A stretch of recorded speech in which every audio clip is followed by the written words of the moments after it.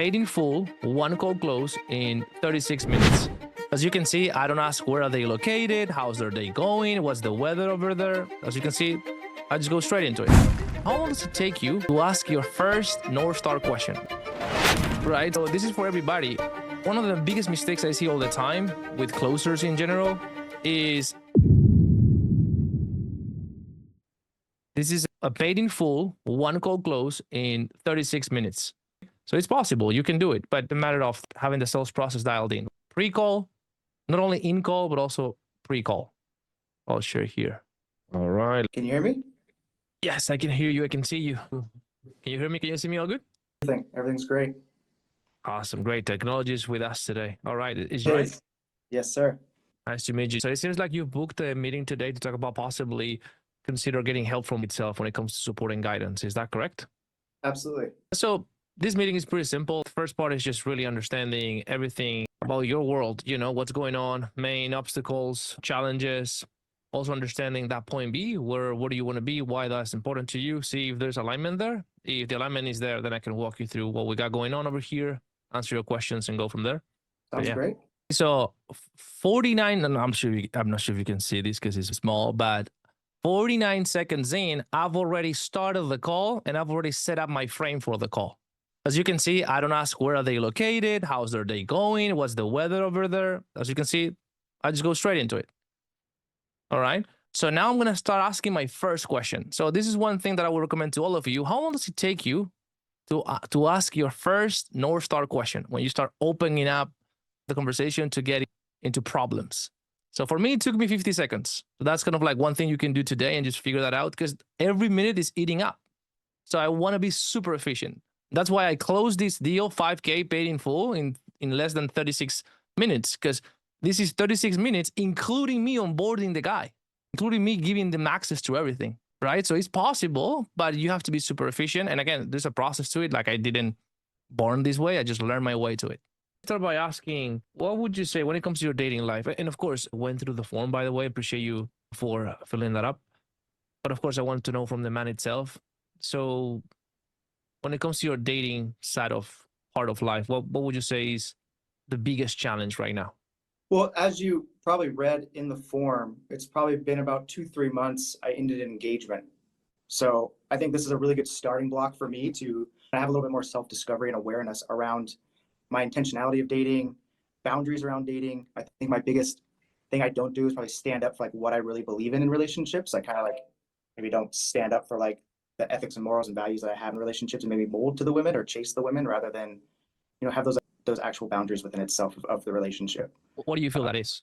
Okay, so we're 2 minutes in. He has already given me a couple of doors, a couple of problems that I can start unpacking. Did you guys see that? I right, like, why do you think that is? I'm already probing. I'm already going deep, right? So this is for everybody. One of the biggest mistakes I see all the time with closers in general is they just have a set of questions they want to ask in their mind, and they just default to ask their first 5 questions. And it doesn't matter what the prospect is giving them. I'm not going to listen to that. I'm just going to ask my 5 questions. The problem with that is that what if you ask the first question and the prospect gives you 3 different doors that you could probe into that would in a situation where they're confessing you a lot of pain? You just go faster. If you just stay present and focus on what the prospect is saying. So that's what I do. So I start with that first question and I try to make them answer the question, right? So what is the biggest challenge? So it's very simple. We can customize that question to any offer here. So when it comes to your weight loss journey, what is the biggest challenge you're facing right now? When it comes to your, I don't remember exactly what is the problem, but when it comes to your self-esteem or your own self-confidence, you know, whatever that might be, or for example, when it comes to your professional life or your business side of things, what in case for a business opportunity offer, the question has to be, what is the biggest reason you want to start a YouTube automation business right now? As you see, the structure is the same. So it's either the biggest reason or the biggest challenge you're facing right now. We always like to end with the right now because it brings relevancy to whatever they're going to answer to you. And then that's the first step, asking the right type of question. And that is going to increase the likelihood of you getting good answers. But the second thing is that you're not guaranteed getting a good answer. So if you don't get a good answer, typical classical cliche answer or surface level answer, oh, yeah, I saw your stuff and it was cool, so I wanted to see what you guys do. Is there anything there just that can lead me to a problem? No, right? So then it's just you just re-ask the same question in a different way, right? Say, oh, sure, for sure, 100%. That's what we do. I guess right now at this stage in your life, what have you noticed or what has even shifted for you that has got you into something like this, reaching out to potentially get more guidance and help from someone like us or something like that? It's more or less the same thing and using more the element of time. What has made you reach out at this point? Why are you here? Again, just giving them the opportunity to, again, just start going a little bit more below the surface. Let's just go back again. Let's analyze his response here. Personality of dating. Because he gave me a lot of Brain things. block And by the way, the reason why he gave me a lot of things as well is because of the sales process. Because we have a very well put form where they have to put their struggles. Why do they believe they have this struggle? How long has that been going on? You know, it's like we have pre-meeting materials as well. So they just get very aware of what's up, why it's happening. So by the time they get to the call, they're already aware of all of that. I ended engagement. So The first thing he says is that he's coming out of a relationship, right? once I ended engagement. So I could go there. What happened in there? I could put the pro there. Okay, you mentioned you ended an engagement. Can you tell me what happened in there? That's one place that I could go. It would just lead me to problems, to issues, to pulling up pain. So I think this is a really good starting block for me to kind of have a little bit more self-discovery and awareness around my intentionality of dating, boundaries around dating. I think my biggest thing. What do you mean about boundaries? Can you tell me a little bit more? Why do you feel is a good time to start working on your boundaries? Oh, because I don't have any boundaries. Okay, how do you mean by that? Can you put me a specific example of you wanting to set a boundary and not being able to follow through? You see, that's another thing I could Don't probe. do is probably stand up for like what I really believe in relationships. I kind of like maybe don't stand up for like the ethics and morals and values that I have in relationships. And maybe This is the same thing about boundaries, right? I could say, okay, when you say I don't stand up for that, how do you mean specifically? And then he would just clarify. And then after that, I would say, can you put me an example? When was the last time that you felt that way and you should have done it, but you didn't? You didn't. Oh, and they would just they will bring me to that moment. mold to the women or chase the women rather than, you know, have those actual boundaries within itself of the relationship. What do you feel that is? Because I've probably felt like not good enough or just some of these insecurities around, well, if I stand up for myself, they're going to leave. And I like to be in relationships and stuff. But what I'm learning now through, you know, like I've been talking, I'm going through therapy and stuff like that is boundaries are meant to create these things around us to make sure that we are in the right relationships. And I think I just put up with these things because of probably the lack of confidence in myself. Okay. And then over time, I think I see these red flags that I don't address. I just think like, oh, I can fix it. Or if I show her a better way, she'll come around, and I just need to take people for who they are. Okay. And, you know, that's kind of like what we like to call first order consequences, you know, kind of like the things that happen to us immediately. But then those things typically, if they're truly negative to you, you see kind of like a third order consequence, a second and third order consequence. So I guess like this, you know, lack of being able to put the proper boundaries or the lack of confidence or seeing the red flags and addressing them. How do you see that showing up in a way that doesn't help you later down the road? Breaking off So again, I'm just looking for more problems. I'm looking for more severity, etc. Right? engagement. That's a pretty big thing, man. You know what I mean? Like, it's a huge thing. And well, luckily, I do have awareness around these things. So as soon as we did get engaged, jumped into like premarital counseling to help me figure that out. Okay. And I think without that, I probably would have been in a disaster marriage.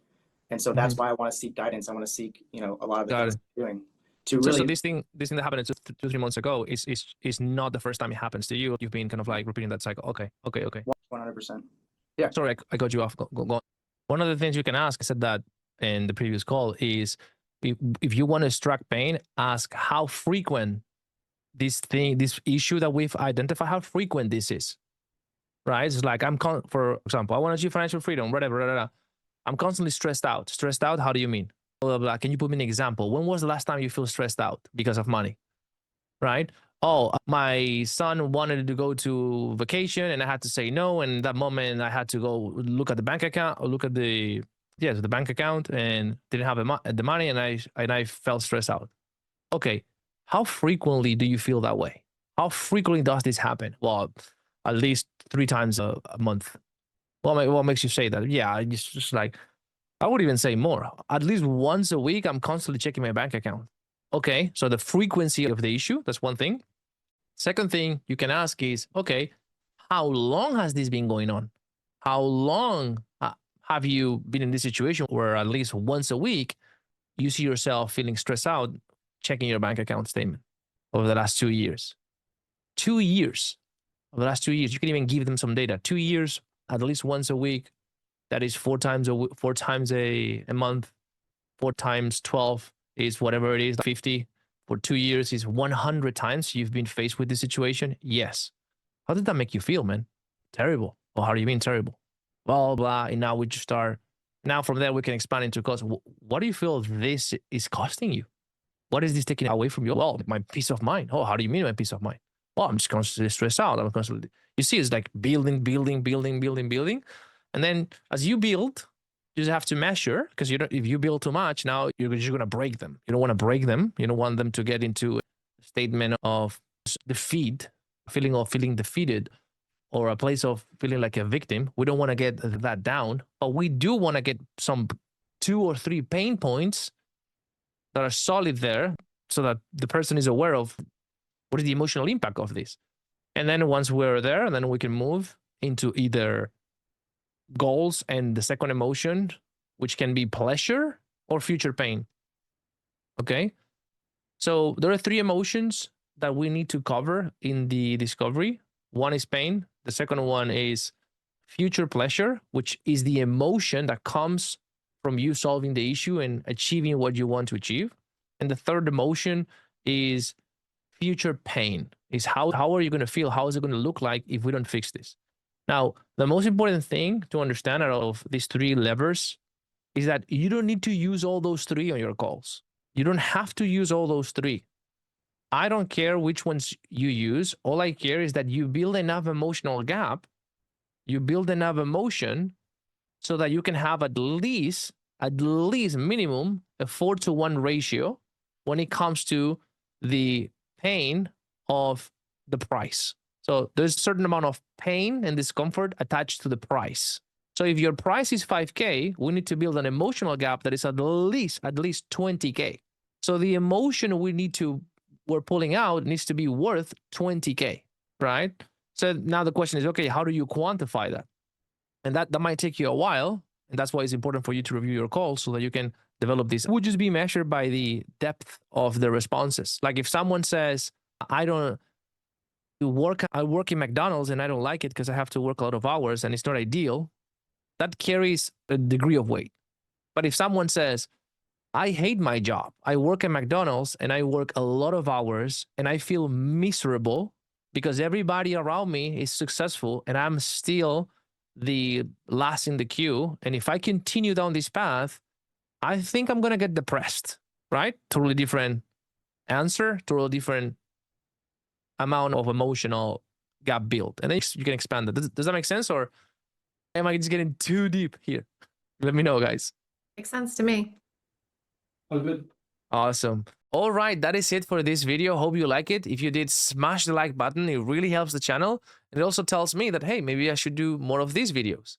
So after you've hit the like button, subscribe to the channel if you aren't already, so you're part of the tribe. And one last thing, let me know in your comments down below, what do you think of this video? I always read all the comments and I'm looking forward to hearing from you. See you there.